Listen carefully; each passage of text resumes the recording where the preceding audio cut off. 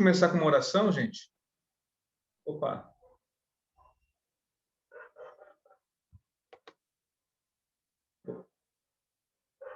Tá tudo beleza aí, Zé? Tá, né? Tá, pode começar. Beleza. Então, vamos começar orando, gente, agradecendo a Deus por essa manhã, por essa oportunidade. Vamos orar. Senhor, muito obrigado por mais um dia de vida, mais uma oportunidade que temos de aprender a sua palavra, de melhorarmos a nossa atuação como cristãos. Que o Senhor use, Pai, essa ferramenta de hoje, essa aula de hoje, Pai, para que a nossa fé cresça, para que a nossa maturidade aumente, para que o nosso compromisso com o Senhor seja cada vez mais bem firmado. Abençoe, Senhor, cada aluno aqui, Pai. Nos abençoe, Pai, que seja um tempo de muito aprendizado, Senhor. Muito obrigado, Jesus, por essa oportunidade. Nós te agradecemos realmente do fundo do nosso coração e queremos aprender para sermos melhores para Ti. Porque o Senhor é um Deus tão bom para com cada um de nós aqui. É no seu santo nome que nós oramos. Amém. Então, gente, vamos lá. O assunto, né, que a gente vai tratar aqui é evangelismo. E assim, é um assunto que mexe muito com o meu coração, esse assunto, né? É algo que realmente eu sou apaixonado por esse assunto. Falar sobre vidas, falar sobre almas, e assim, eu acho que tem que ser algo que tem que estar inflamado no coração de cada um de nós aqui, né, como cristãos. Então, eu queria começar ouvindo de vocês o que vocês pensam sobre evangelismo. O que é evangelismo para vocês? Eu vi que na igreja de Campo Grande, foi Augusto que deu uma aula sobre evangelismo? Domingo, não? Aula dominical? Foi o meu irmão que deu uma aula. Foi seu irmão. A gente é bem Foi seu parecido. irmão, né? Então, legal, show. Então, quem pode compartilhar? O que é evangelismo para vocês?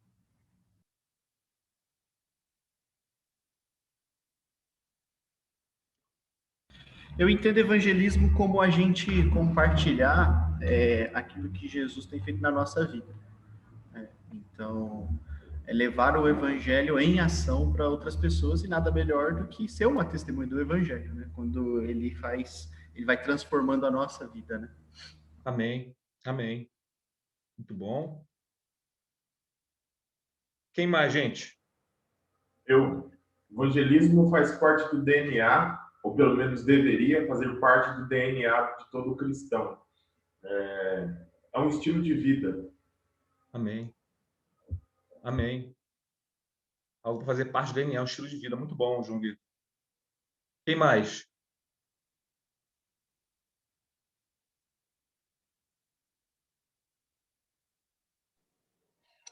Para mim, é uma forma de você demonstrar amor. Você quer o bem da outra pessoa, você apresenta Jesus para ela. Amém. Amém. Muito bom. Muito bom, gente. Então, é exatamente isso. Vou começar a apresentar aqui alguma coisa para vocês. Cadê? Opa. Aqui. Então, vamos lá.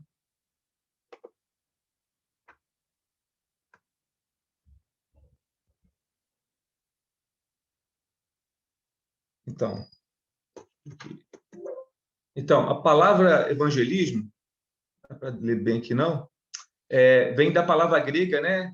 Euangelizomai, cuja definição é literalmente levar as boas novas. E a Bíblia vai definir boas novas lá em 1 Coríntios 15, 3-4, que fala assim: pois o que primeiramente lhes transmiti foi o que recebi, que Cristo morreu pelos nossos pecados, segundo as Escrituras, foi sepultado e ressuscitou ao terceiro dia, segundo as Escrituras. Então, isso é o evangelismo, né? Que Jesus morreu, foi sepultado e no terceiro dia ressuscitou. Então, é essa boa notícia que nós vamos dar para as pessoas. Agora, os métodos, a forma que nós vamos fazer isso aí, né? Nós temos que ter criatividade, né? São várias as formas que nós podemos fazer isso. E nós vamos chegar nesse ponto, falar sobre métodos, formas, né? Que vai ser uma coisa bem legal. Mas antes de entrar nesse assunto sobre evangelismo, eu queria falar sobre algo que é muito importante e algo que nos últimos meses tem mexido comigo bastante, né? Porque, assim, uma árvore, uma mangueira, né? Aqui nós temos o nosso terreno aqui na igreja, um terreno grande, temos duas mangueiras. Uma mangueira que dá muito fruto, outra mangueira que que não dá muito fruto, dá pouquíssima manga, às vezes dá 3, 4, 5 mangas no ano, né? Essa mangueira, a outra dá bastante, você enche baldes e mais baldes de manga, né?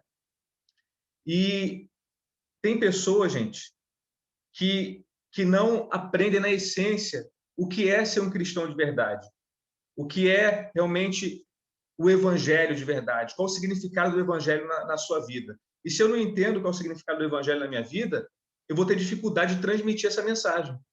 Porque, assim, é uma mensagem tão poderosa, mas tão poderosa, que na Bíblia, muitas das vezes, vai usar até a palavra, ao mesmo termo de dinamite, né? Uma explosão de poder para falar o que é o evangelho na nossa vida.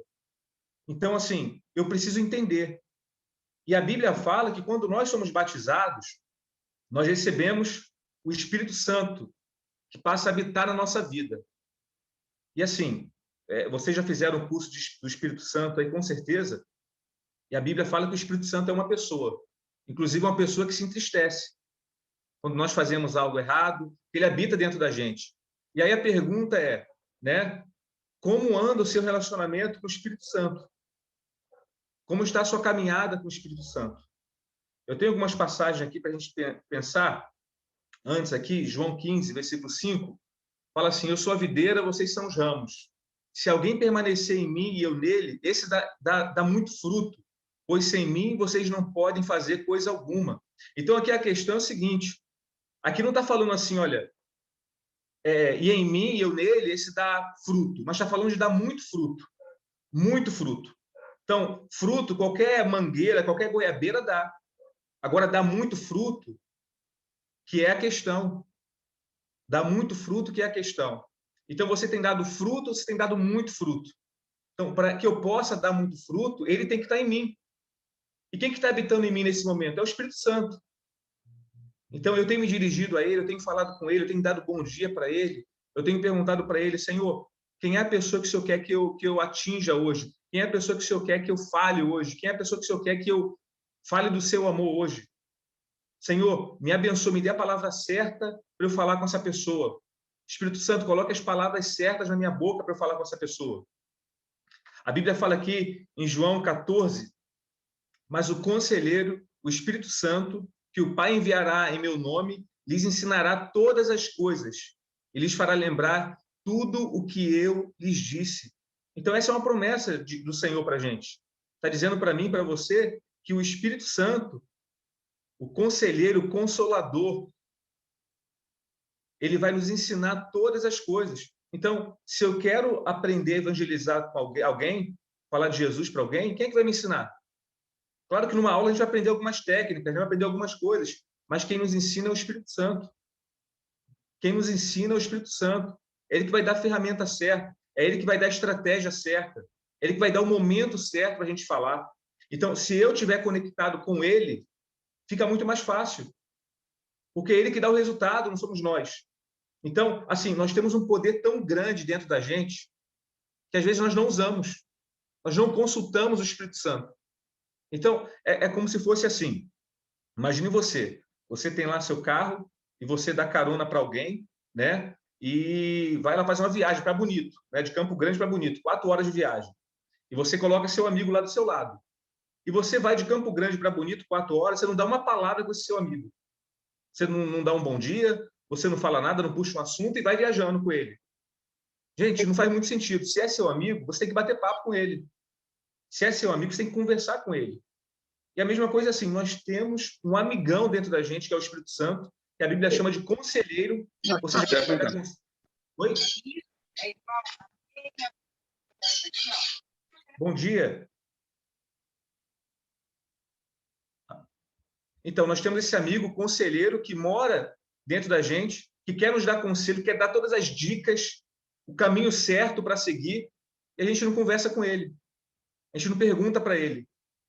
A gente não dá bom dia para ele, não fala nada com ele. Então, assim, é algo que não faz sentido. Então, assim, se eu quero ser bem-sucedido nessa área de evangelismo, se eu quero ser um apaixonado por almas, eu tenho que ter intimidade com o Espírito Santo que habita em mim.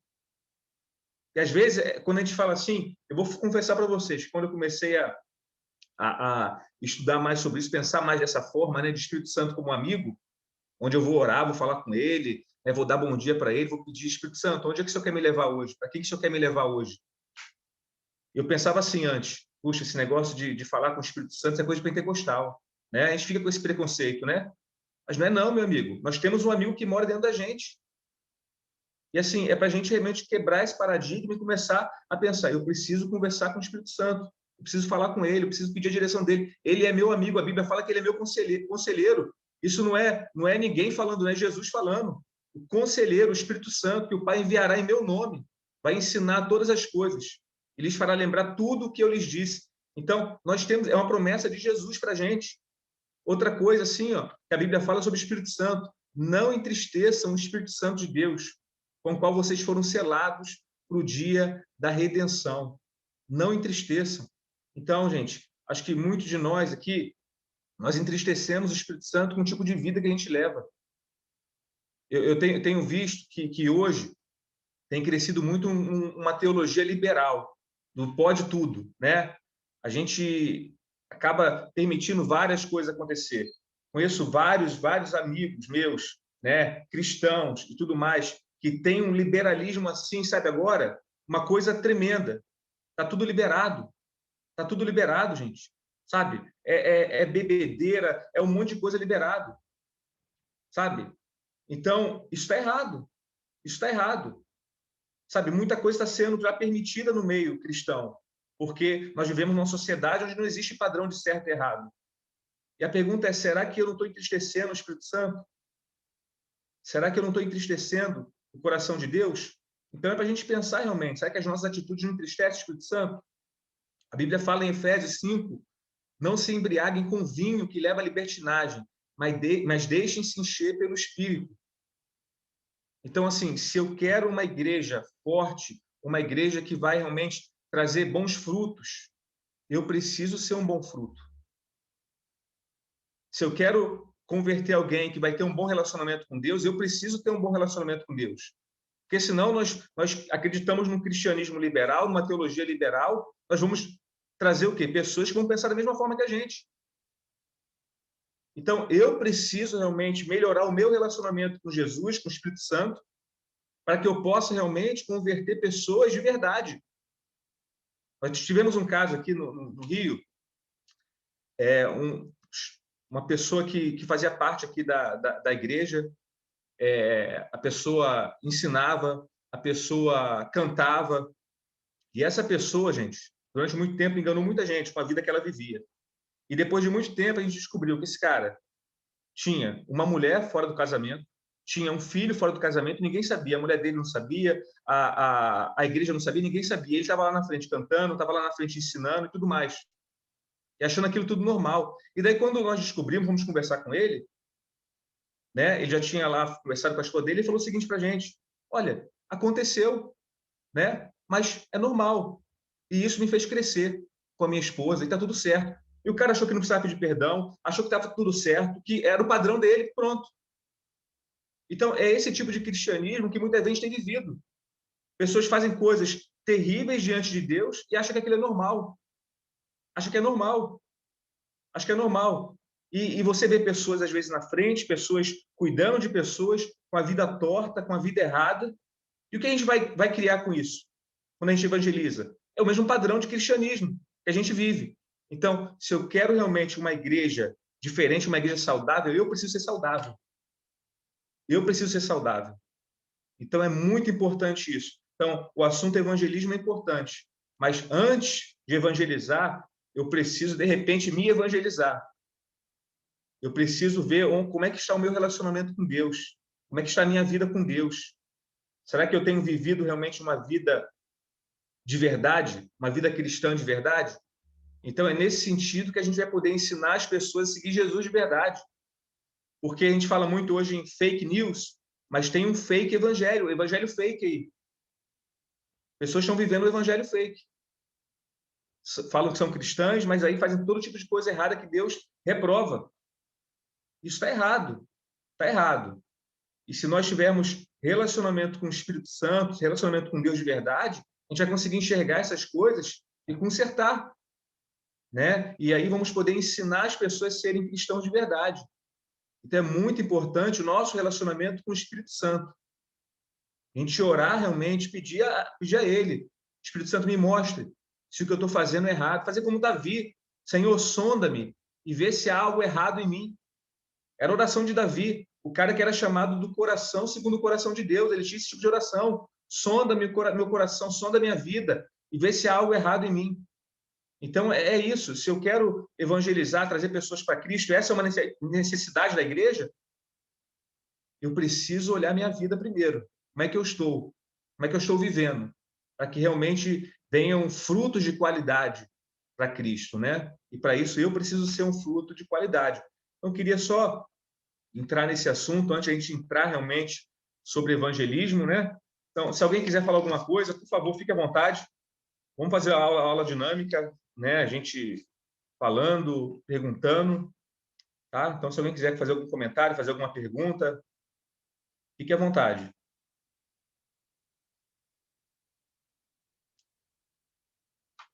E aqui, gente, falar o seguinte, da importância desse trabalho que Deus confiou à igreja, né? Que é tão grande que, biblicamente, ele é descrito como um mandamento. Então, evangelizar, o id, né? Levar Jesus, não é simplesmente, olha, você tem dom, você faz. Ah, você tem esse talento, você faz. Não, é um mandamento para todo mundo. Não é segundo a sua capacidade, mas é um mandamento para você. Você vai fazer do jeito que dá para você, mas você vai fazer. Então, um mandamento. Quem pode ler Mateus 28, 19 a 20, por favor?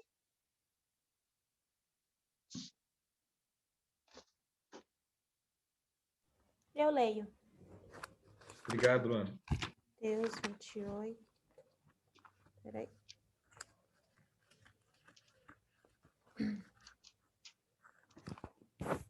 (19 a 20). Isso. Vou ler. Portanto, vão e façam discípulos de todas as nações, batizando-os em nome do Pai e do Filho e do Espírito Santo, ensinando-os a obedecer a tudo o que eu lhes ordenei, e eu estarei sempre com vocês até o fim dos tempos. Então, esse é o mandamento de Jesus para todos os seus discípulos. Vão e façam discípulos. Batizem em nome do Pai, do Filho e do Espírito Santo. Ensinem a obedecer. Ensinem a obedecer. Então, não é só pegar a pessoa, né, ensinar a Bíblia, batizar e pronto. Não é isso. Mas é ensinar a obedecer a Deus. Esse é o nosso desafio, ensinar as pessoas a obedecerem a Deus. Então, isso aqui é o mandamento da igreja. É o mandamento para todo cristão. Nós temos esse mandamento. Então, se eu pedir para vocês hoje, olha, faça uma lista das 10, 15 pessoas que você mais gosta na sua vida. Certamente vão ter algumas pessoas que ainda não conhecem Jesus. Vão ter algumas pessoas que ainda não estão com Jesus, ou pessoas que estão afastadas de Jesus. E aí a pergunta que eu faço para você é: o que você tem feito para mudar a vida dessa pessoa? O que você tem feito para mudar o destino dessa pessoa? Porque a pessoa que está sem Jesus, ela está indo para o inferno. Então, o que você tem feito para mudar essa realidade? Né? Um amigo, de repente, no trabalho que você gosta. Você tem falado de Jesus para ele? Você tem tentado mudar o coração dele? Jogar semente da palavra no coração dele? Então, isso é muito importante. Quando nós entendemos que isso é um mandamento, gente, a gente faz em todo lugar. Porque a igreja está onde você está. Né? Aquela coisa de que, não, tem que levar a pessoa para a igreja, porque lá na igreja ela vai ouvir a palavra. Não, você é a igreja, você que leva a palavra.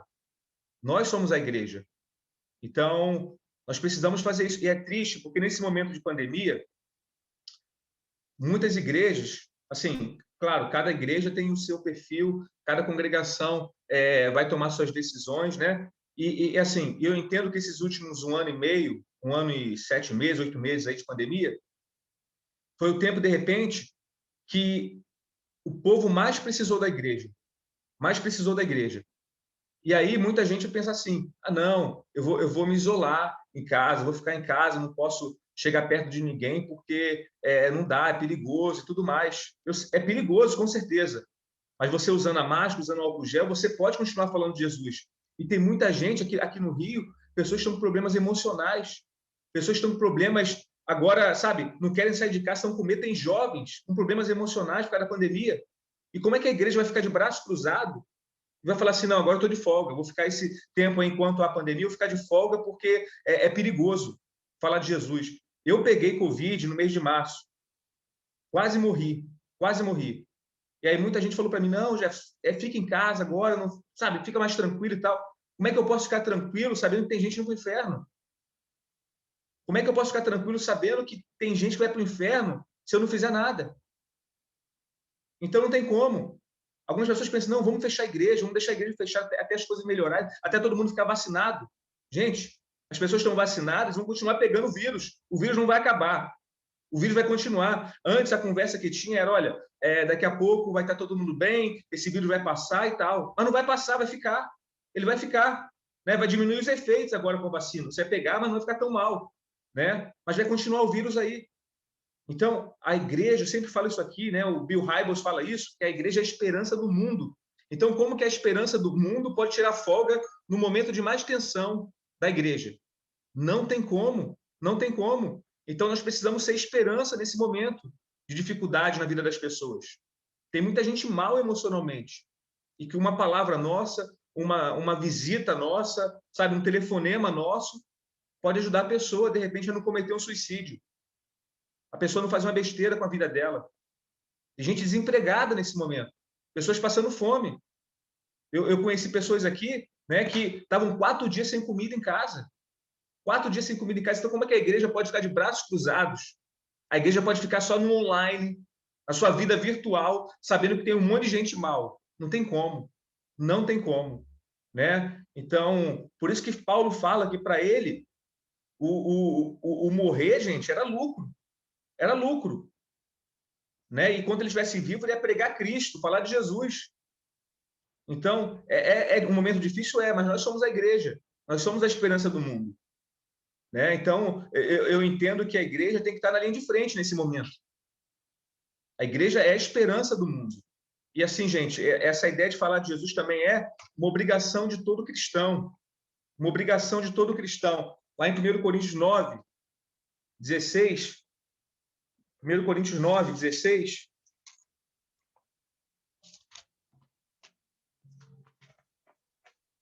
Primeiro Coríntios 9, 16, vai falar assim. Alguém pegou aí 1 Coríntios 9, 16?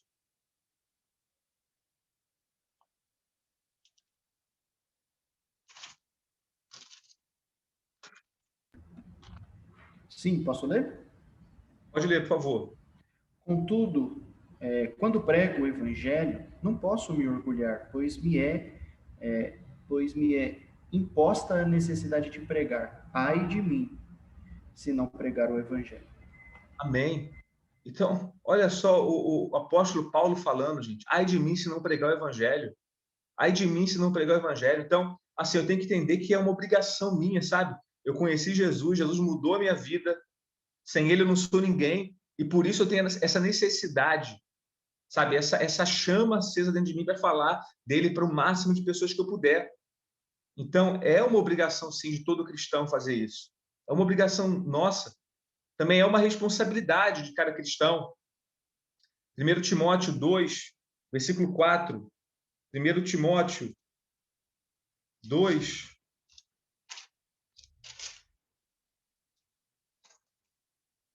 versículo 4. Fala assim: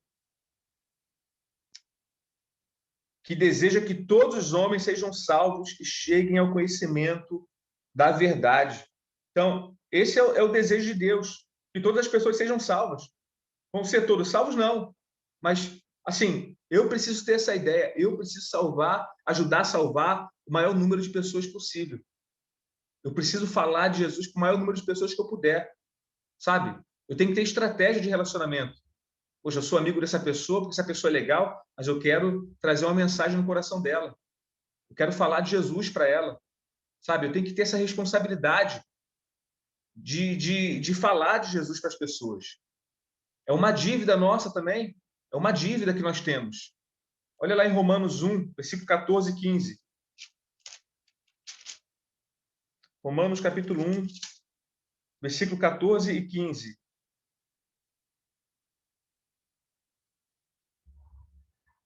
Quem pode ler?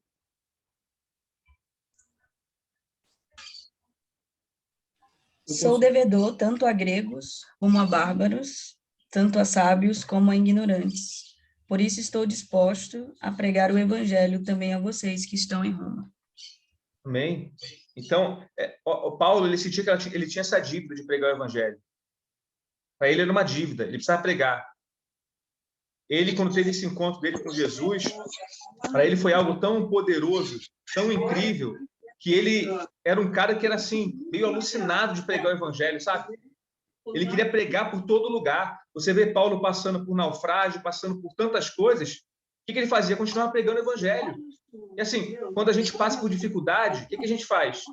A gente fica triste, a gente fica chateado, não é verdade? Paulo passava por naufrágio e ele começa uma nova igreja no lugar.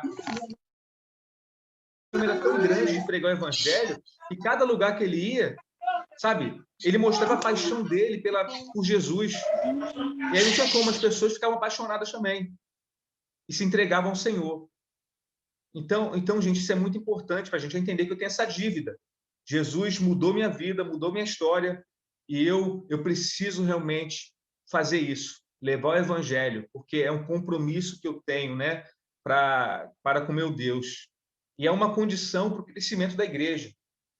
Então, pregar o evangelho, a igreja vai crescer se a gente pregar o evangelho para as pessoas. Olha lá Romanos 10, versículo 14 a 17. Romanos 10, 14 a 17.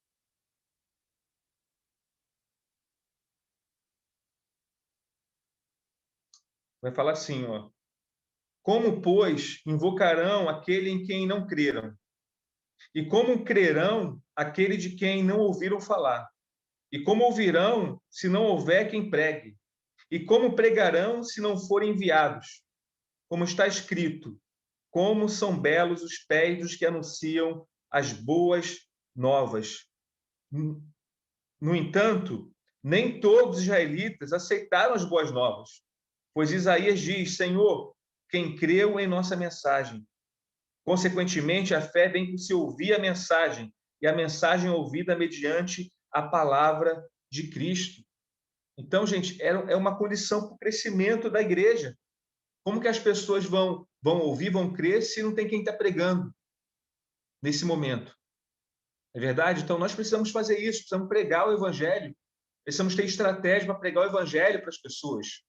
Porque, nesse momento, gente, as pessoas estão com o coração muito aberto. A gente tem feito aqui no Rio, a gente oferece para as pessoas, né, culto nos lares, nesse momento de pandemia. E aí, tem gente que fala, pô, vocês são malucos, oferecer culto no lar e tal, é época de pandemia, não pode ir na casa de ninguém e tal, não faz isso não. Mas aí tem gente que aceita. A gente vai uma ou duas pessoas só da igreja, coloca máscara, vai com álcool gel, né? A gente pede para as pessoas tomarem banho antes de ir, né, para se lavar e chegar lá limpinho na casa dos outros.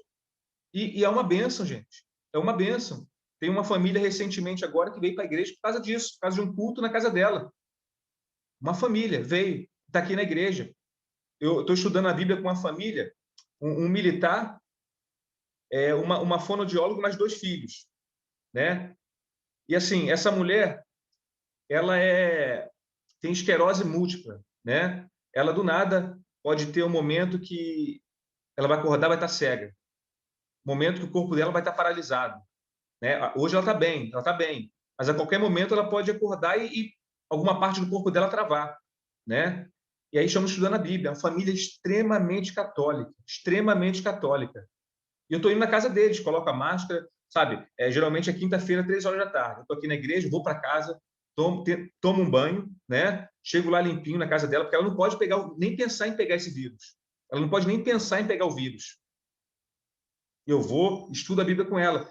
E assim, eu entendo que ela tem isso, mas ela precisa de Jesus. Essa família precisa de Jesus. Então não pode esperar tempo para pregar. Ah, não, vamos esperar passar o tempo agora, passar a pandemia, e depois de passar a pandemia, a gente vai na casa dela estudar a Bíblia com ela. Mas calma aí, a pessoa tem esclerose múltipla, a pessoa pode morrer a qualquer momento. Sabe? Como é que você vai esperar para pregar a Bíblia para uma pessoa dessa? Então não tem como, tem coisas que não dá para esperar. Sabe? Não dá para esperar. Então a gente está pregando o evangelho e a qualquer momento eles vão se batizar. A qualquer momento, fazendo o princípio básico da fé cristã com eles, tal, a qualquer momento, já decidiram se batizar, né? Então, vai batizar o marido, a mulher e o filho de 14 anos, e o de 7 anos, né? Futuramente, daqui a alguns anos. Então, você vê que é importante você fazer alguma coisa. Então, a pandemia não pode paralisar a gente de pregar o evangelho. Que as pessoas estão com o coração aberto. Ela, no passado, essa família no passado, falava assim, que nunca se converteria, nunca sairia do catolicismo. Nunca sairia. E hoje, né, é engraçado, no carro deles tinham lá o terço, tinham a imagem de uma santa lá no carro deles lá, já estão arrancando tudo. Estão arrancando tudo. No momento de pandemia, que não era para pregar o evangelho, que era para ficar em isolamento, distanciado, né? Era a mensagem que estava passando, e a igreja estava acreditando nessa mensagem, né? A gente foi lá, começou a estudar a Bíblia, e essa família está entregando sua vida para Jesus. Está se encantando com Jesus.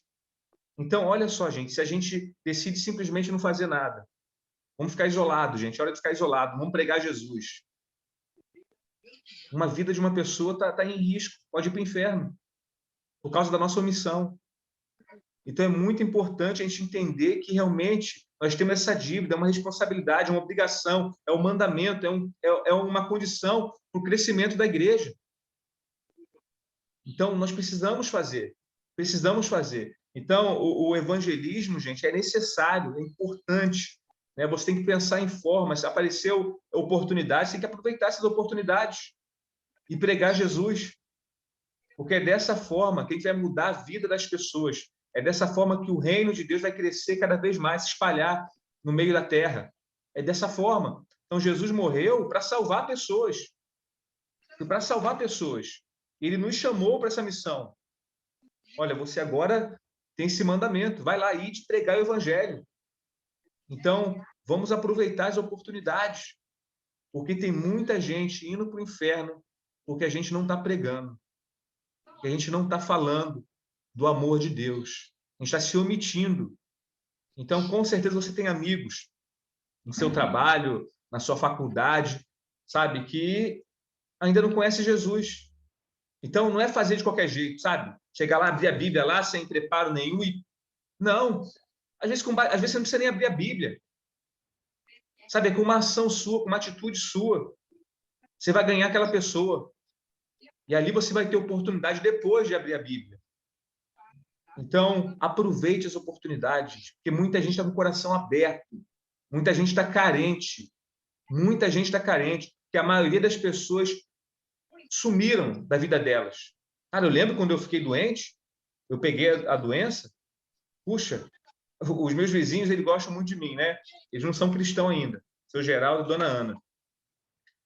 Mas, cara, eu ia sair de carro fazer exame, e eles me viam, sabe, mesmo depois de estar melhor, já não estar mais com vírus, eles saíram correndo. A gente mora numa vila, né? Eles saíram correndo para dentro de casa, ficar com medo da gente. Então, você pensa só nesse momento agora, as pessoas estão correndo das outras pessoas com medo, por causa do vírus. Eu me sentia mal, falava, caramba, puxa, eu já estou bem, né? O cara está correndo de mim, e ficava mal. Agora, você imagina uma pessoa que não tem Jesus no coração, vê as pessoas sumindo da vida delas. Tem um casal aqui da igreja, um casal de idosos, ele 67, ela 69. E aí estavam com suspeita de Covid. Os filhos não quiseram levá-los ao hospital. Os filhos não levaram, com medo. Sabe quem levou? Eu levei, na época. Eu fui levar o Sérgio Socorro, fomos lá no hospital. Não sabia que ele já tinha Covid. Provavelmente se soubesse também, ficaria com medo também, mas não sabia na hora, né? Então fui com eles para o hospital. Aí depois de estar no hospital, foi diagnosticado, não, estou com Covid. Beleza, mas eu estava com a máscara, estava com óculos, né? Estava com bastante álcool ali ao meu lado ali. E naquela época não peguei. Mas você vê como estão as pessoas, gente. As pessoas não querem chegar perto da outra para ajudar. Então, você percebe realmente que muitos de nós estamos usando apenas como pretexto essa questão da Covid para não servir as pessoas, para não ajudar as pessoas. Né? E tem muita gente ficando mal, gente, porque esse isolamento tem feito muito mal para as pessoas. E se a igreja não for uma igreja atuante, vamos ter muita gente mal aí, ficando mal por muito tempo mesmo, problemas emocionais. Então, nós precisamos fazer a nossa parte. Vamos ser criativos, né? Vamos ser criativos. Fazer um estudo bíblico, faz por Zoom, né? Ou por Google Meet e tal, mas faça Faça, tenha acesso às pessoas, porque tem gente mal mesmo, gente. Eu estava conversando com uma jovem que está vindo aqui na igreja, uma jovem de 30 anos, e ela está aqui na igreja já tem uns 6 meses. E aí ela falando que nesse momento da pandemia, no passado, antes de ela achar aqui na igreja, ela pensou em cometer suicídio. Ela pensou em cometer suicídio. Então, pensa só na situação. Ela falou que tinha escrito uma carta já falando que ia cometer suicídio, né, mandando aquela carta para os pais lerem depois que ela tivesse cometido suicídio. Então, pensa só se a igreja não está presente, se a igreja fecha simplesmente e fala, não, agora a igreja está de folga aí por causa da pandemia, não vamos fazer nada. Então, quantas pessoas vão para o inferno, quantas pessoas vão se dar mal por causa da omissão da igreja?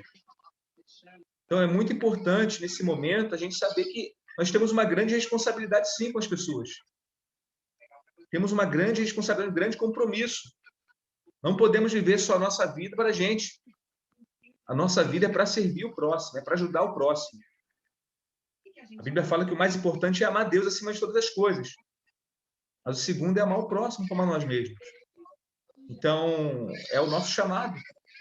E se você aceitou, né, ser um cristão, se você entregou sua vida para Jesus, você automaticamente aceitou esse chamado de levar Jesus para as pessoas.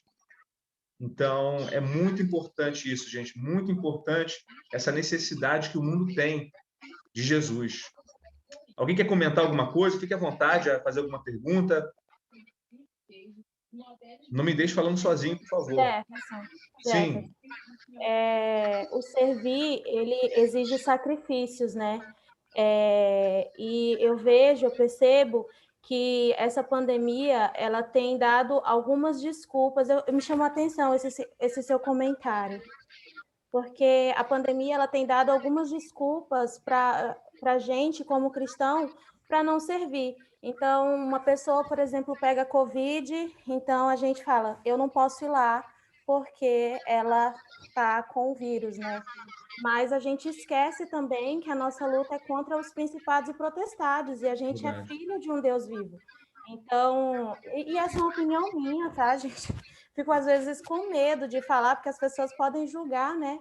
A gente falar, sua louca, tá querendo ir lá ajudar, tá querendo ir lá fazer alguma coisa na casa da pessoa. Por exemplo, eu tenho uma amiga que está com vírus agora, e, de verdade, eu vou me proteger, mas se precisar eu ir na casa dela, eu irei, entendeu? Porque ela precisa, ela está sozinha, todo mundo se afastou.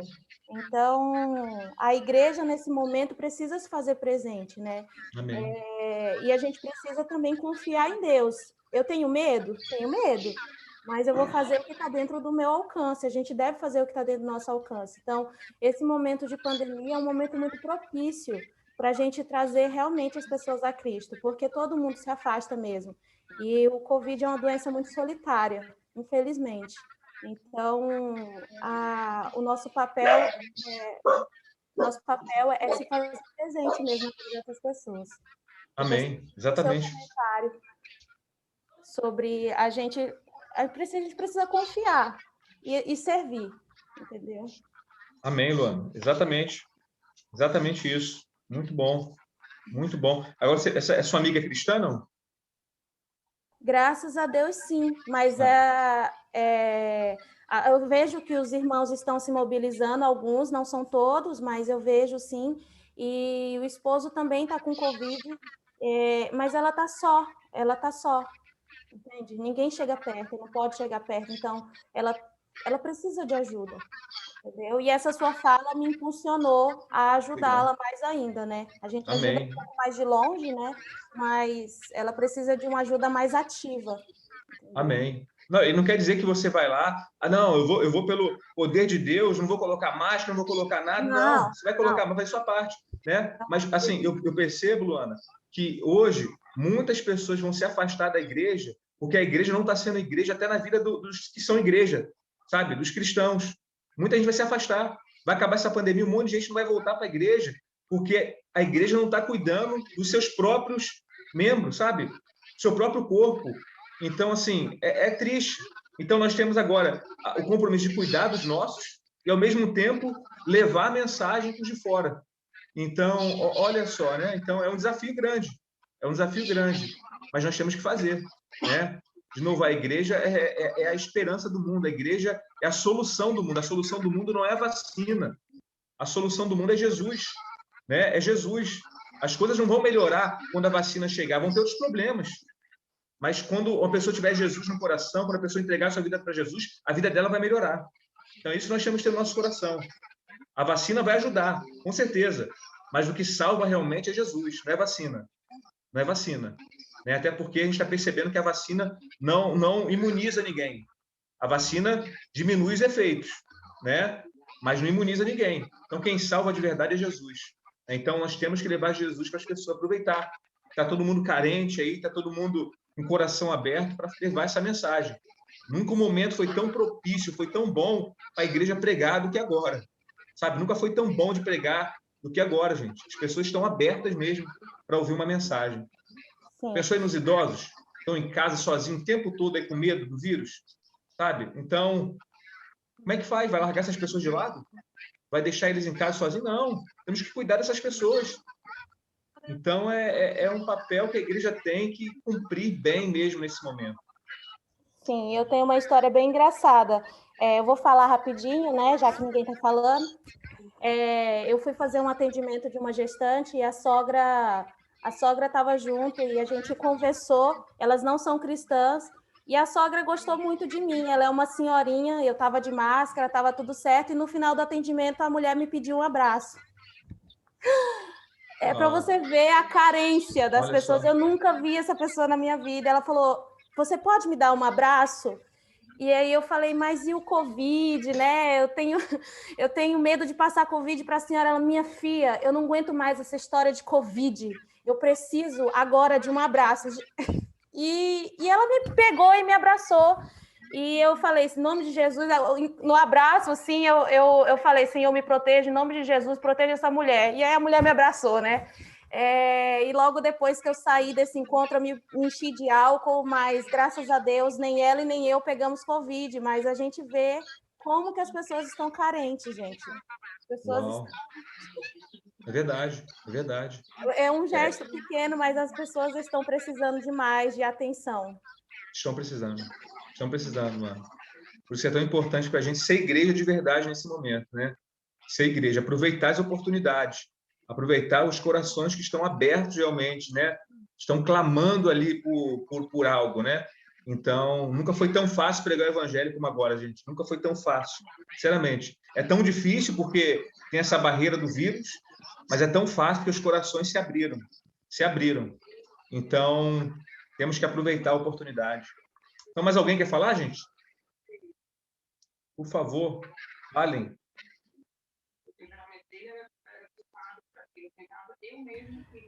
Só ia comentar que você leu o texto de Mateus 28 e eu gosto muito de destacar, né? Antes dele vai falar do batismo, ele vai falar sobre façam discípulos, né?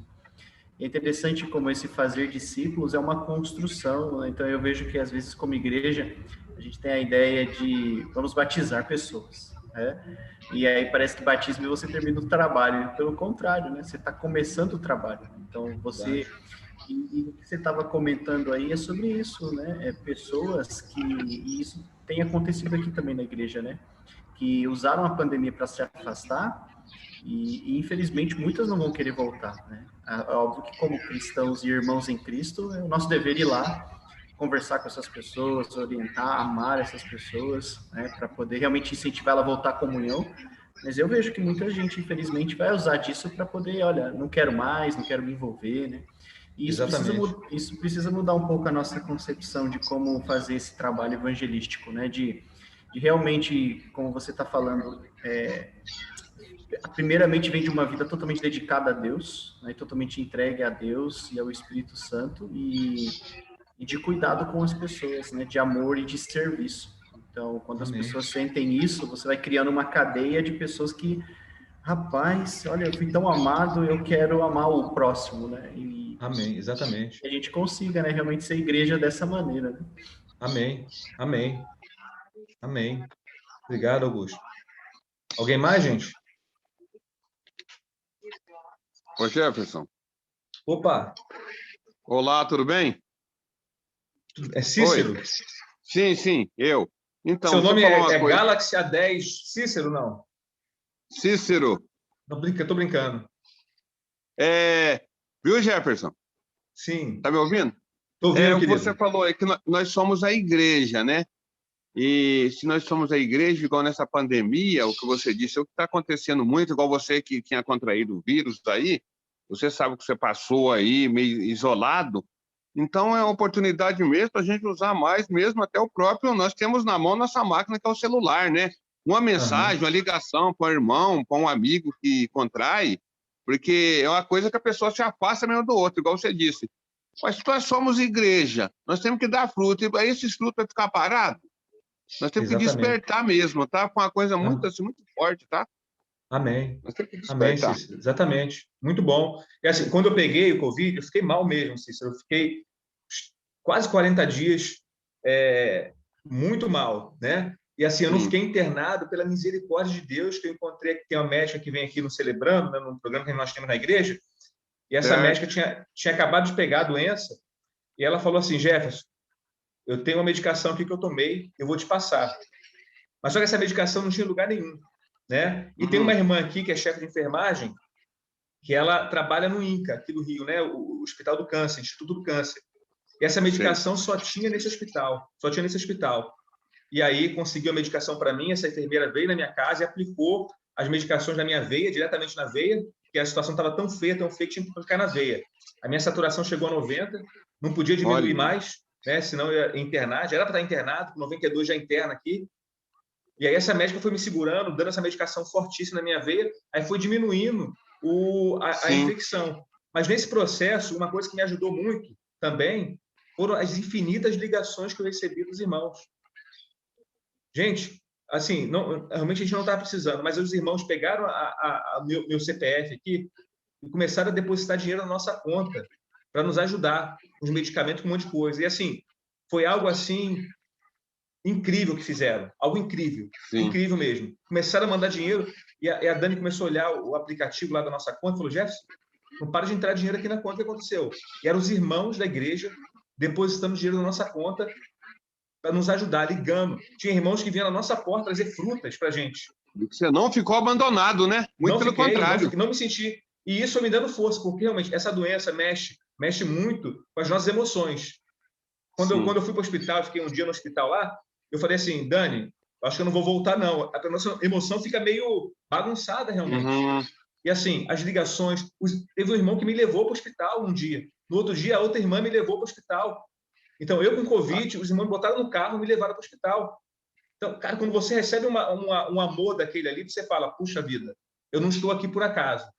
Tem um propósito maior. Sabe, se sente amado, se sente protegido, cuidado. Então, isso é muito importante. Né? E tem muita gente que está abandonada nesse momento de pandemia. Não, então, você disse o seguinte, uma coisa, Jefferson, igual você falou aí um pouquinho anterior, esse caso seu, por exemplo, se você não tivesse Jesus, agora imagina a pessoa que não tem Jesus. Exatamente. Né? É muito forte, muito sério mesmo. É verdade, Cícero. É complicado. Então, é hora da igreja ser igreja de verdade nesse momento, gente. Não tem jeito. Então, vamos continuar aqui. Então, a gente vai ler Lucas 10, 1 a 11. Acho que eu coloquei aqui na tela, deixa eu ver. Coloquei. Lucas 10, 1 a 11. Vamos ler essa história aqui. Depois a gente vai trazer alguns princípios para a gente pensar. Então, fala assim, Lucas 10, versículo 1 até o 11. Depois disso, o Senhor designou outros 72 e os enviou 2 a 2 adiante dele a todas as cidades e lugares para onde ele estava prestes a ir. E lhes disse, a colheita é grande, mas os trabalhadores são poucos. Portanto, peçam ao Senhor da colheita que mande trabalhadores para a sua colheita. Vão, eu os estou enviando como cordeiro entre lobos. Não levem bolsa, nem saco de viagem, nem sandálias, e não saúdem ninguém pelo caminho. Quando entrarem numa casa, digam primeiro paz a esta casa. Se houver ali um homem de paz, a paz de vocês repousará sobre ele. Senão, ela voltará para vocês. Fiquem naquela casa, e comam e bebam o que lhes derem, pois o trabalhador merece seu salário. Não fiquem mudando de casa em casa. Quando entrarem numa cidade e forem bem recebidos, comam o que for posto diante de vocês. Curem os doentes que ali houver e digam-lhes: o reino de Deus está próximo de vocês. Mas quando entrarem numa cidade e não forem bem recebidos, saiam por suas ruas e digam: até o pó da sua cidade se apegou aos nossos pés, sacudimos contra vocês. Fiquem certos disto: o reino de Deus está próximo. Então, eu gosto muito dessa passagem aqui, gente, de Lucas 10, 1 a 11, Jesus enviando os 72 ali para falar, para anunciar. E é interessante que fala que Jesus ia passar por aqueles lugares, mas Jesus passar, Jesus mandou os seus discípulos lá para pregarem, para anunciarem a mensagem, né? Então, eu queria pensar aqui, né, nessa ideia da nossa mente para encontrar os de fora, né? Nós precisamos criar no nosso coração, na nossa mente, essa ideia. Eu preciso encontrar os de fora. Eu preciso ir atrás dos que estão fora da igreja. E os que estão fora são aqueles que, de repente, estão afastados hoje da igreja, né? E os que não conhecem ainda. Então, eu tenho que ter esse coração de pensar como é que eu posso atingir o coração daquela pessoa, como é que eu posso criar ferramentas e estratégias para poder pegar essas pessoas. Eu lembro, quando eu morei em Campo Grande, aí, a gente fazia o trabalho de evangelismo lá no Jardim Canguru, né? E era legal, era muito legal. Então, toda noite, a gente fazia um trabalho lá, e aos sábados era o evangelismo de porta em porta. E eu lembro que assim, a gente estudava de manhã, na Sercris, né? Durante a semana, à tarde tinha que ir para a biblioteca, ler alguma coisa, fazer trabalho que o professor passava, e à noite tinha que ir para o Canguru, para alguma atividade lá no bairro, né? Então, quando chegava sábado, era muito cansativo. Eu lembro de um dia que estava lá, eu, o Ivan Júnior, que era de Manaus, e a gente estava lá meio deitado lá, a gente não queria ir, a gente queria faltar, né? E aí a van passava perto da gente. Então, alguns alunos foram e eu e ele ficamos. Daqui a pouco o Zanata entra lá na casa e bate na porta: cadê vocês? Cadê vocês? A gente deu um pulo da cama assim, né? A gente achou que ia passar batida, ele ia embora lá para o Canguru e a gente ia ficar em casa descansando. E a gente foi. Gente, era interessante, porque sempre, todo sábado, era algo assim: poxa, eu estou cansado, vai ser ruim. Mas toda vez que a gente saía e eu agradeço a Deus pela vida do Zanata, que insistia, né? Que ia atrás da gente para a gente fazer esse trabalho lá, a gente voltava apaixonado.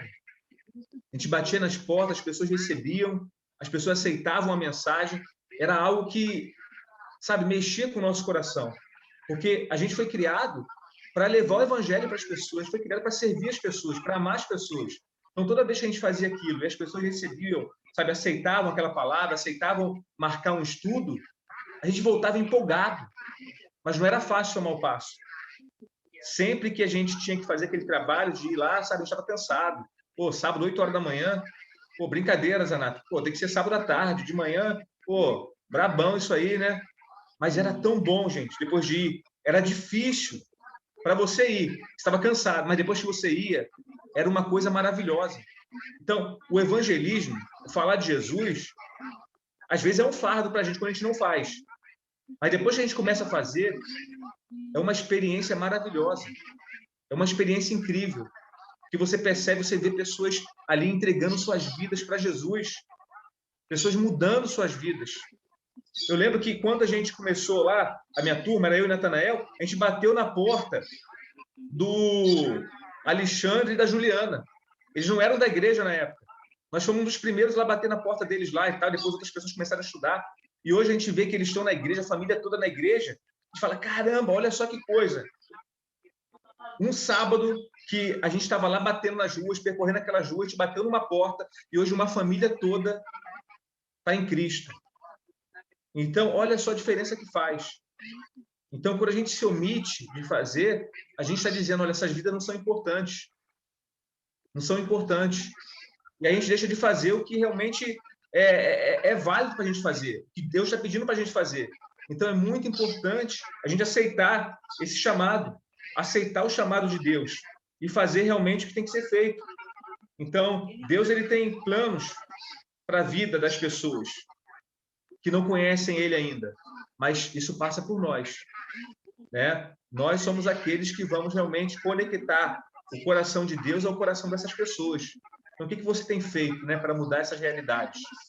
João Calvino, ele fala assim: o evangelho não cai das nuvens como chuva, por acidente, mas é levado pelas mãos dos homens para onde Deus os enviou. Então, o evangelho não vai cair por acaso na vida de ninguém. As pessoas não vão entregar suas vidas para Jesus por acaso, não. Precisam de pessoas para levar essa palavra. Pessoas que vão falar do amor de Deus. É através de nós que as pessoas vão entregar sua vida para Deus.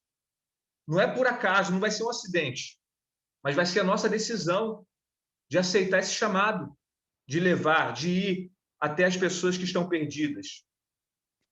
A igreja não é um clube de iates, mas uma frota de barcos de pesca, gente.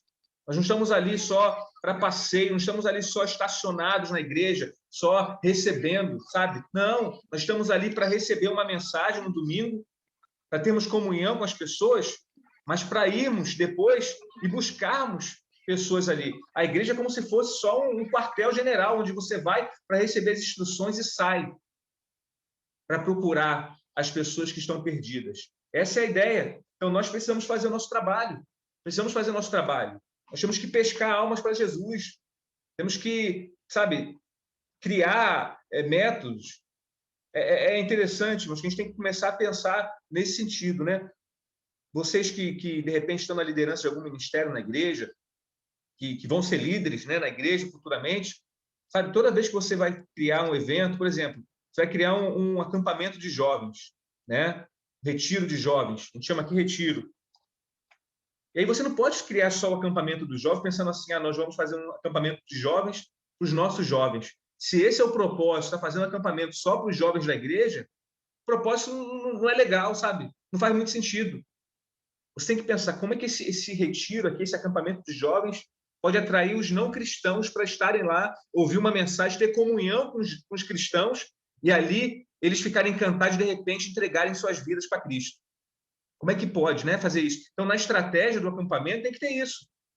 Como que esse acampamento vai ser atrativo para aqueles que são de fora, para aqueles que não são cristãos ainda?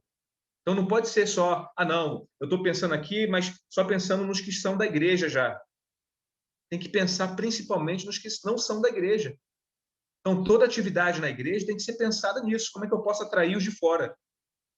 Não é só pensar nos de dentro, mas é pensar nos de fora também. Como que pode ser algo atrativo para trazer essas pessoas para dentro da igreja? Né? Então, tem que ser pensado dessa forma.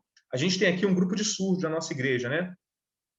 E aí, esse mês agora, estamos fazendo 2 anos no Ministério de Surdos. E aí a gente está pensando, conversando com eles, né, e tal, e como que a gente pode fazer, né, para trazer mais surdos. Então, a gente decidiu, no sábado agora, vamos fazer uma festa de celebração pelos 2 anos da comunidade surda aqui na nossa igreja. E aí vão vir mais e mais surdos visitar. Nessas programações vem muito surdo. Nós já tivemos aqui um evento com surdos, tinha 150 surdos, 200 surdos aqui no evento de surdos, né? Porque aqui a nossa igreja aqui é a 4ª maior igreja que tem surdos aqui, né? Então nós temos hoje uma média de 70 surdos na nossa igreja. Com essa pandemia eles estão um pouco com medo porque a mensagem chega muito diferente para eles, né?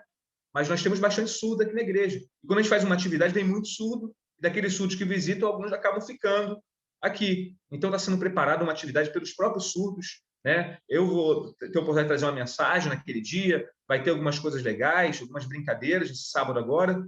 Então, a ideia nós não estamos pensando apenas nos nossos surdos que tem aqui, mas estamos pensando nos surdos que ainda não conhecem Jesus. E eles vão vir. Eles vão estar aqui com a gente também, nesse próximo sábado. Então, a ideia é trazer esse surdo, porque a vida de um surdo, gente, é uma vida muito triste. E a gente pensa, eu fico pensando, cara, como que deve ser a vida de um surdo nessa pandemia? Se para mim, que escuto, consigo entender um pouco do que está acontecendo, já é difícil, agora você imagina um surdo que a mensagem chega meio distorcida para eles. Até a leitura, por exemplo, eles quando leem alguma coisa, eles não leem da mesma forma que a gente lê aqui. É diferente até a forma de ler para eles. Então, tudo é diferente com o surdo. Então, como que nós podemos fazer para trazer mais surdos, né? O nosso Ministério de Surdos aqui, temos bastante surdos. A nossa ideia é ser a maior igreja de surdos aqui no estado, né? Nós queremos que seja realmente uma referência de surdo aqui na nossa igreja. Então, nós temos no terceiro andar aqui um espaço que tem um culto só de surdo, só de surdo. Então, tem igreja, por exemplo, que tem lá, né? Tem um surdo, vai ter um intérprete. Mas aí o surdo, ele vai participar junto com um culto dos ouvintes, e ali, muitas das vezes, o que acontece? O surdo não consegue entender muito bem. Porque você já foi numa pregação, numa conferência, onde alguém está traduzindo alguma coisa? Você entende parte, você não entende tudo.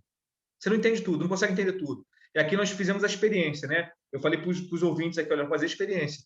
Vamos ter um surdo pregando aqui no domingo, né? E pregou uma vez no domingo, e vai ter uma intérprete interpretando para a gente, né? Falando para a gente o que ele está falando, que ele está fazendo os sinais dele ali. E ali, gente, a gente pegou, de repente, 20%, 30% da mensagem. O restante, a gente não conseguiu pegar. É difícil. E aí, no final, eu falei para os irmãos, está vendo como é difícil, irmãos, a vida de um surdo? Eles vêm aqui, estão na nossa cultura aqui. Às vezes eu estou pregando aqui, às vezes falo um pouco mais rápido, né? E para o intérprete é muito complicado, às vezes, pegar cada palavra num sinal ali, e o surdo acaba perdendo. Então, quando tem um culto só para eles, é mais fácil. Aí aquele surdo que está visitando, ele entende, puxa, aqui tem um espaço só para os surdos. Que legal. Então, como nós fazemos aqui? 2 domingos no mês, nós temos culto inclusivo, todo mundo junto, e 2 domingos no mês nós temos cultos separados. Ouvintes no salão principal e os surdos no salão, no terceiro andar. E aí nós temos essa oportunidade dos surdos realmente falarem uma mensagem só para eles, né, que fica mais fácil. Falam na linguagem deles. Então, nós temos um evangelista para surdos, que é surdo, né? Então, é muito legal isso. Então, a ideia é ter cada vez mais surdos aqui, os surdos se atraindo por essa mensagem, né? Por essa comunhão entre eles, né? E eles são muito evangelísticos, o surdo é muito evangelístico, né? Eles são muito trabalhadores na igreja. Então, isso é importante, pensar em estratégia de como atrair mais pessoas para Cristo. Aqui, aos sábados, nós estamos fazendo, aos sábados, nas quartas-feiras, nós temos aqui um projeto chamado Jovem na Arte. E qual que é a ideia desse projeto? Nós temos aulas de várias coisas aqui, né? Aulas de teatro, aulas de violão, aulas de teclado, aulas de bateria, um monte de aula aqui durante a semana para os jovens da comunidade aqui, da região. E hoje nós temos aproximadamente 30 e poucos jovens que não são da igreja fazendo aulas aqui durante a semana. Jovens que, naturalmente, nós não conseguiríamos trazer para a igreja. Mas, por causa de uma aula de arte, a gente colocou esse nome Jovem na Arte, eles estão vindo aqui. E aí, o casal de líderes de jovens aqui estão estudando já a Bíblia com algum desses jovens já, sabe? Estão passando tempo com eles aqui e estão se inserindo. E muitos desses jovens agora estão vindo para os cultos de domingo na igreja. Eles vêm aqui a quarta-feira, eles ficam, eles andam aqui no prédio, no terreno da igreja, brincam de bola, brincam de um monte de coisa, não querem ir embora. Não querem ir embora. Agora seriam as férias dele, agora em julho, né? Aí querem continuar aqui, falando para não parar. Eles pediram para não parar. Aí vai ter uma colônia de férias para esses jovens, porque eles não querem parar de vir para a igreja. Jovens que não são da igreja, que não são, mas que vão ser. Então, é importante a gente ter estratégias para atrair os de fora. A gente passa muito tempo pensando nos de dentro. Eu lembro de uma frase que um professor na Sercris, na época, falou, foi o Álvaro Pestana. Ele falou assim, que a gente tem que parar de ser bombeiro e ser mais construtor. Bombeiro é aquele que fica apagando incêndio, né? E muitas vezes nós somos assim. Tem um irmão que dá problema na igreja, vamos lá apagar o incêndio, vamos lá apagar o incêndio. A gente fica perdendo tempo com o irmão marmanjo, que não quer nada com nada, e esquece de fazer o principal, que é pregar Jesus para as pessoas. Desculpa, mas tem gente na igreja que só quer bagunçar, que só quer trazer tumulto, só quer falar alto, mas não faz nada. E aí, você vai ajudar essa pessoa, 1, 2, vai ficar a vida toda ajudando, apagando incêndio, enquanto tem gente lá que quer ser edificado. Não é justo. Não é justo. Então, nós temos que ser mais construtores do que bombeiro. Seja bombeiro de vez em quando, mas não seja bombeiro a vida toda, que é ruim. De vez em quando eu sou bombeiro, tem que ir lá apagar um incêndio. Mas, olha, se é uma pessoa que sempre está causando incêndio, meu amigo, vai ficar um pouquinho lá pegando fogo. Vai lá, fica um pouquinho pegando fogo, você aprender. Depois eu vou lá. Mas vai ficar um pouco, porque tem aqui outra pessoa que quer conhecer Jesus e precisa mais de mim do que você. Então, nós temos que ter essa necessidade, sabe? Tem gente precisando ouvir a palavra. Tem gente precisando ser edificado. E às vezes nós perdemos tempo com um membrossauro rex na igreja, sabe? Isso quer causar problema. Então, é para vocês pensarem, vocês são mais jovens, né? Vão estar à frente de ministérios na igreja, ajudando muito a igreja daqui para frente, é pensar nisso. Às vezes tem que deixar um pouco de lado aqueles que só trazem problema na igreja e pensar mais no de fora. Sabe? Pensar muito no de fora, porque você acaba perdendo tempo. Acaba perdendo tempo com um irmão que não quer nada, que só quer bagunçar, só quer atrasar o trabalho. Isso não é justo, não é certo. Não é certo. Não é certo. A gente tinha aqui, no passado, muitos irmãos da igreja que cada ideia nova que a gente dava aqui, né? Vamos fazer isso, vamos fazer aquilo. O irmão sempre era contra, sabe? Aí fazia reunião, nunca nada era aprovado, porque sempre alguém vinha lá, tinha uns 2, 3 daqui da igreja que só era para pisar no freio, o tempo todo pisando no freio. E, cara, essas pessoas saíram. Muito porque tinham problema com o pecado, né? E tinha alguns problemas, e saíram da igreja. A gente fala, depois que essas pessoas saíram, puxa vida, vai sair um peso. Saiu um peso, realmente. E as coisas começaram a andar. Nós temos liberdade hoje para fazer evangelismo de verdade. Porque algumas pessoas saíram daqui. Então, tem gente que realmente quer trazer problema. Só quer travar o trabalho da igreja. E a gente vai ensinar, olha, não é assim, irmão, é desse jeito. Agora, se a pessoa não quer aprender, é lavar as mãos e fazer o trabalho que tem que ser feito. A gente não pode perder tempo com pessoas que não querem nada. Infelizmente, tem muita gente que não quer nada. Então, vamos fazer a nossa parte, né? Vamos pregar Jesus, porque precisamos pescar, irmãos, precisamos pescar. Tem muita gente aí querendo morder a isca, tem muita gente querendo ser pescado, e não tem quem jogue a vara. Né? Então, nós precisamos fazer isso. Outra frase que eu vi aqui, do Blanchard, ele fala o seguinte: a grande necessidade da igreja é ter um espírito de evangelização, não um esforço evangelístico temporário. Não é algo temporário, vou fazer uma atividade no ano para evangelizar alguém, e só isso. Não, mas semanalmente, os nossos cultos têm que ser evangelísticos. O que fazemos na igreja tem que ter esse foco evangelístico. O que eu estou fazendo para atrair novas pessoas? O que eu estou fazendo para atrair o não cristão?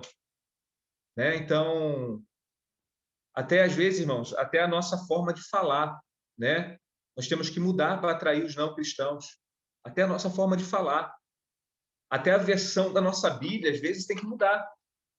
Eu gosto muito daquela versão de antigamente da Bíblia, que tem aquelas palavras difíceis e tal. Bom, para você atrair um jovem, você tem que mudar a sua linguagem. Você não pode falar com aquela linguagem antiga para atrair um jovem. Não, tem que mudar a linguagem. Não tem jeito. Tem que mudar. Né? Ou então você vai ficar batendo aí e não vai conseguir nada. Tem que mudar. Então, essa necessidade de ter uma igreja com um espírito de evangelização, pensando como que eu posso atrair, né, as pessoas, né, diariamente, como que a atividade da igreja pode ser algo evangelístico. Né? Então, essa deve ser a nossa missão, né? Pensar nos de fora, com certeza. Então, eu pensei aqui algumas coisas, né? Entenda, interiorize 3 princípios gerais para você romper medos e preconceitos, né, para os de fora. E, às vezes nós temos preconceito para as pessoas de fora. Então, aqui, a primeira coisa, entenda isso, o tamanho do amor de Deus pelo mundo. Entenda o tamanho de Deus, do amor de Deus pelo mundo. João 3,17 vai falar assim: porque Deus enviou seu Filho ao mundo não para que condenasse o mundo, mas para que o mundo fosse salvo por ele. Aqui Jesus está falando com um religioso. Jesus está falando com um homem religioso. E a ideia de Jesus aqui é amar mais e julgar menos. Amar mais e julgar menos. Então, quando eu entendo esse amor de Deus pelo mundo, eu não vou ficar julgando o tempo todo as pessoas. Porque você faz isso. Porque você já fez isso. Não, eu vou amar mais e vou julgar menos. Então, Jesus ele teve conversas com pessoas de todo tipo. Pessoas que estavam vivendo vidas realmente de pecado. Né? A mulher samaritana, por exemplo, vários homens ela já tinha tido. E qual foi o que Jesus fez? O que Jesus fez? Qual foi a atitude dele? Amar aquela pessoa. No final ele fala, vai, não peques mais. mas ele amava aquela pessoa. Ele não julgava as pessoas. Muitos dos nossos problemas é que nós queremos julgar a vida do outro. Não, você faz dessa forma, isso está errado. Tem que fazer como eu faço aqui, eu sou o único certo. Gente, Jesus não fazia assim. Jesus amava para depois ensinar as pessoas. O problema é que nós queremos primeiro condenar as pessoas, para depois ensinar. Aí está errado. Né? A gente está usando o método inverso. Está errado. Outra coisa, a profundidade dos nossos pecados. A profundidade dos nossos pecados. Então, entenda isso, né? A profundidade dos nossos pecados. Lá em Lucas 7, 47, 48, fala assim: por isso te digo, que seus muitos pecados são perdoados, porque muito amou, mas aquele a quem pouco é perdoado, pouco ama. E disse-lhe a ela: os teus pecados te são perdoados. Aqui Jesus fala com uma mulher pecadora. Ele fala com uma mulher pecadora. E você vê que o amor dele, né? Ele falando da profundidade, da questão dos pecados. Gente, eu vi que essa frase aqui, Campbell Morgan, ele fala o seguinte: o evangelho não denuncia pecado, nem pronuncia julgamento, ele anuncia salvação. É isso o papel, esse é o papel do evangelho, anunciar salvação. Não é denunciar o pecado de ninguém, não é pronunciar o julgamento, mas é anunciar a salvação. E quando nós anunciamos a salvação, quando nós anunciamos o amor de Jesus, as pessoas vão entender que elas estão em pecado. Essa família que eu estou estudando, né, esse militar, e comecei a estudar a Bíblia com eles, eu não falei em nenhum momento para eles, ó, tira o texto do carro, tira o santinho do carro, não falei em nenhum momento, não pedi para eles. Eles estudando a palavra de Deus, eles entenderam que era para tirar. Eu não falei, ó, vocês estão em pecado, ficar seguindo esse negócio aí feio aí. Não falei em nenhum momento, eles tiraram, sem eu pedir, sem eu falar. Eu não preciso falar, o Evangelho fala. O Evangelho ensina. O Evangelho já tem poder suficiente, eu não preciso forçar o Evangelho. O Evangelho já é poderoso.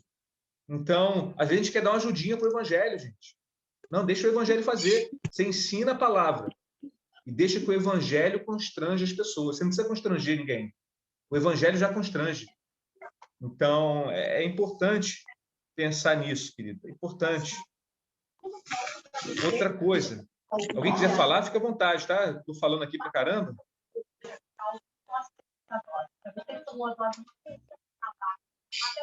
Outra coisa é que o entendimento que somos enviados em paz.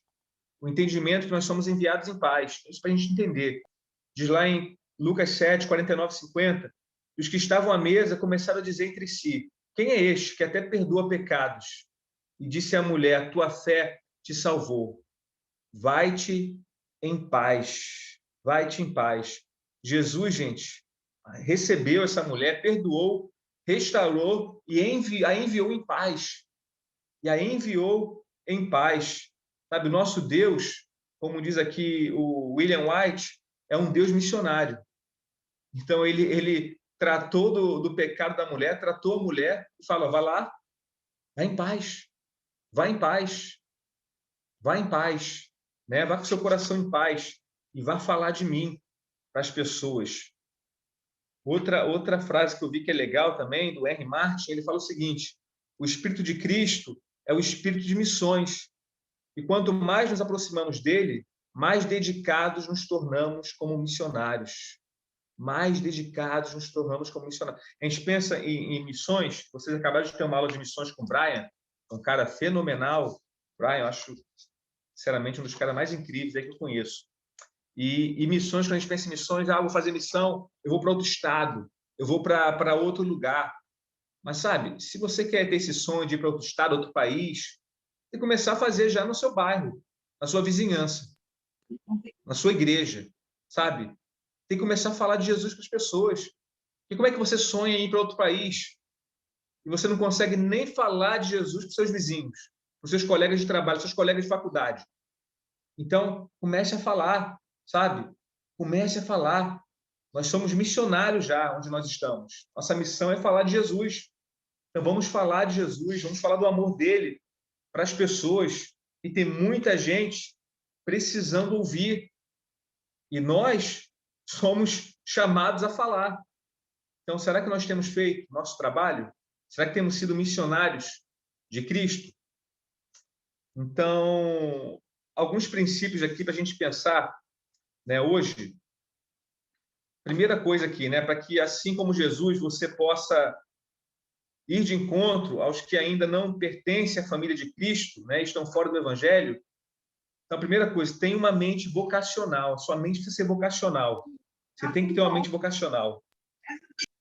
Lá em Lucas 10, logo no início do versículo 1, né, que é a passagem que a gente leu no início, diz assim: depois disso, o Senhor designou. Aqui a ideia, gente, é a ideia de ter uma mente vocacionada. Mente vocacionada não é só para evangelistas, presbíteros, né? Para os líderes da igreja, mas para os discípulos de Jesus. Todos nós que somos discípulos, nós temos que ter uma mente vocacionada.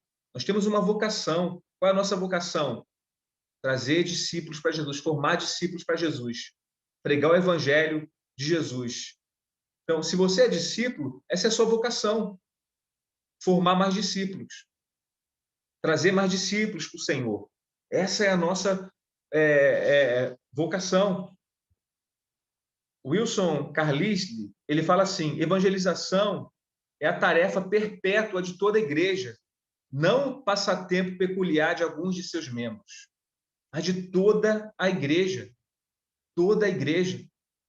Tudo que você fizer, tudo que eu fizer, tem que ter esse cunho evangelístico. Tem que ter essa ideia, sabe? Sempre quando a gente faz aqui, a gente tem 2 filhos, né? O Lucas e o Davi. A gente faz um bolinho para eles, sempre vai ter uma mensagem, sempre vai ter uma oração, vai ter um louvor, vai ter algo. Porque a gente não está fazendo aniversário para fazer, mas quer levar também a mensagem através de um aniversário, através de um bolo. Então, tudo que a gente faz, a gente quer ter esse cunho de levar a palavra, porque tem gente na nossa família ainda, meu irmão mais velho, não é convertido ainda. Né? Tem uma tia que não é convertida, tem gente na minha família que não é convertida. Então, tudo que a gente faz na nossa casa, né, e chama família, a gente vai falar de Jesus. A gente vai orar, sabe? A gente vai falar o nosso testemunho, porque são oportunidades que nós temos. Né? Há um tempo atrás, minha mãe não era da igreja, né? Mas com o tempo, agora minha mãe é, e meu irmão mais novo é da igreja também agora. Né? Então, Deus seja louvado. E era um sonho que eu tinha. Puxa, minha mãe um dia vai ser da igreja, meu irmão mais novo vai ser da igreja. Eu coloquei esse sonho no meu coração, né? Mas não podia só sonhar e ficar orando a Deus. Senhor, faz isso por mim, Senhor, traz eles para a igreja. Eu precisava fazer alguma coisa, né? Então, convidava, né? Estava sempre ajudando, sempre presente ali. E, aos poucos, foram vindo. Estão aqui firmes na igreja hoje. Então, é importante a gente ter esse sonho, sabe?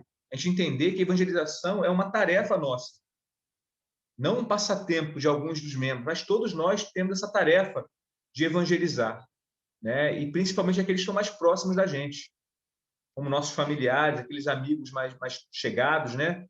Então, é a nossa tarefa. Outra coisa, tem uma mente do todo e não somente da parte, né? Tem uma mente do todo. Diz na segunda parte do versículo 1, lá de Lucas 10, que outros 72 e os enviou 2 a 2. Outros, aqui dá a ideia de outros. Ou seja, outros já tinham sido enviados. Então, agora está enviando mais 72 pessoas para pregar a mensagem. Mais 72 pessoas, mais gente. Muitos vieram antes. Agora somos nós e outros virão depois de nós. Então, a ideia é que nós possamos fazer isso, pregar o evangelho, porque nós somos chamados por Deus. A Bíblia, o Novo Testamento, nos dá essa certeza que eu e você somos chamados para pregar o evangelho. Então, quem pensa de forma míope e pequena está na contramão do evangelho. A vida cristã ela é muito grande para ser vivida de forma pequena. Então, nós temos que pensar de forma grande, sabe? Tudo que você fizer, tudo que você planejar, tem que pensar como é que eu posso levar Jesus para as pessoas. Como é que eu posso pregar Jesus para esse amigo aqui? Sabe? Que estratégia que eu tenho que fazer? Sabe? Então, é isso, gente. É isso. Sabe? É pensar o tempo todo nos de fora. Porque tem muita gente aí indo para o inferno porque a igreja não está sendo igreja. Não está sendo igreja. Tem 2 denominações aqui. A gente está num bairro aqui que fica no meio da Praça Seca e de Madureira, que são 2 bairros grandes aqui do Rio, né? E Tem uma denominação, a Igreja Batista, na Praça Seca, que é a Barão da Taquara, que é uma igreja que tem 5, 6 mil membros, e a PIB de Madureira deve ter mais de 10 mil membros. Essas duas igrejas estão fechadas desde o mês de março de 2020. Desde março de 2020 estão fechadas. Fecharam as portas, porque o conselho deles lá decidiu que era perigoso se reunir presencialmente. Tudo bem, eu entendo, é perigoso realmente. Mas e aí? Qual é o papel da igreja nesse momento? E estão fechados. Eles só estão fazendo culto online nesse momento. Aí sabe o que acontece? Tem algumas pessoas que estão vindo aqui agora, estão frequentando aqui, pessoas que eram desses locais, que estão sem lugar nenhum para se reunir, e estão vindo. E as pessoas não aguentam mais ficar em casa. Não aguentam ficar em casa, estão vindo aqui. Estão começando a frequentar aqui. Então, vocês olham só, a igreja não faz o papel dela, pessoas estão se perdendo, e olha o problema grande, né? Então, não podemos esperar a pandemia acabar para pregar o evangelho, para pregar Jesus. Não tem como. Nós temos que fazer a nossa parte. E, de novo, eu quero lembrar, é o momento que, de repente, a igreja pode ser mais influente no mundo. É esse momento agora. É a nossa chance de sermos influentes na vida das pessoas. Que as pessoas estão abertas, as pessoas estão emocionalmente abaladas. Muita gente abalada mesmo. Então, precisamos aproveitar esse momento, gente. Então, vamos ter uma mente do todo, né? E não apenas da parte, sabe? Nós somos chamados. Nós precisamos levar o evangelho. Alguém quer fazer alguma pergunta, falar alguma coisa? Fique à vontade.